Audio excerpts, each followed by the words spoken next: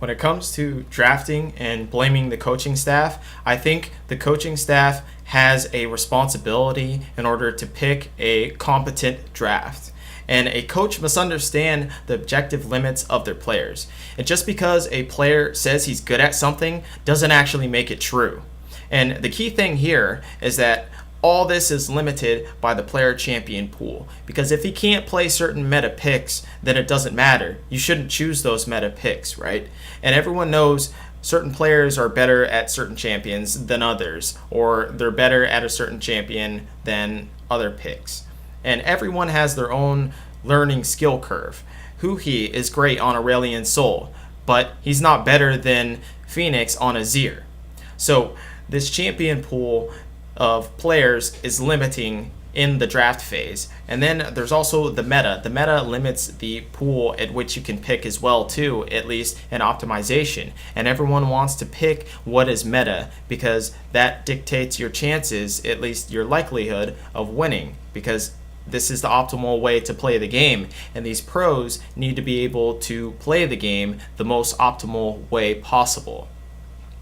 And the coach should ultimately be responsible for what is played. If a player says, no, I don't want to play this, then you have a choice as a coach to say yes or no. And you have a choice to believe in your player or not. And maybe this is coming from a Korean coach standpoint, and that these coaches need to have more power invested in them in order to be able to say the ultimatum and to be able to have the final voice. And maybe it is partially because these team owners don't give these coaches enough power in order to make this decision. But ultimately, I think these coaches should have the final say in what needs to be said for a team comp or a draft. And draft versus execution is a big topic that people have been arguing, because people are saying draft is more important or execution is more important. And really, it is a combination of both. But saying it comes down to how they play is a backwards ass way of thinking. If a coach gives you shitty tools to begin with, you're already working with a limitation.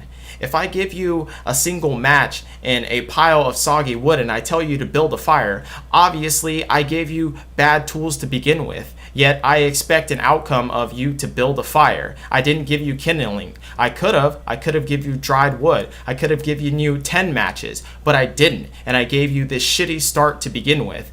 And this is the problem with drafting and with coaches. You're giving people a shitty start to begin with, and you're expecting this result of a win. And when Crumbs was arguing about a 50-minute comp and how they scale better at super late game, and someone else was arguing, you've already lost the game, right? Minute 1 through 49 minutes, you've already lost the game. And what are you going to do during that time other than possibly execute your draft extremely well, 100% optimally? But that's something unrealistic, right? And not everyone can do that. And this is to not say that execution has some factor in it, because it does. Yes, you do have to play optimally. And if you do play like shit, it doesn't matter what team comp you have, because you just played terribly to begin with. But starting these players out with tools to not succeed already gives them a limitation to work with. You're already starting from 100% down to 80%. And all this hinges on to, yes, maybe a team pulls out a new comp because of scrims, right? Maybe a team has good results in scrims, and so they decide to pull it out on the world stage because they've played it 8 or 9 times and they've won, 7 out of 8 times. And the world may not know you have these secret picks. So the positives of these scrim picks or these secret picks is that they have an element of surprise, right?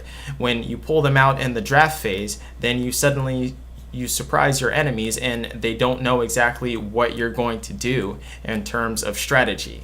But the negatives are that you aren't as practiced and as well versed at these team comps. So you're supplementing your skill with the comp and your comfortability with the comp with a surprise factor. And this is kind of what you're banking on. And these different drafts and picks work for different teams, right? And in week 5 of LCK Spring, SKT ran a CC-less comp, and a comp that basically had no initiation, and it was Rumble, Kha'Zix, Corki, Ezreal, and Karma. In Samsung Galaxy, they ran Maokai, Rengar, Victor, Jhin, and Kayle. But not every team is SKT. Not every team can win a game without CC. And Zyrene broke this down even further, so you can go watch his video for that.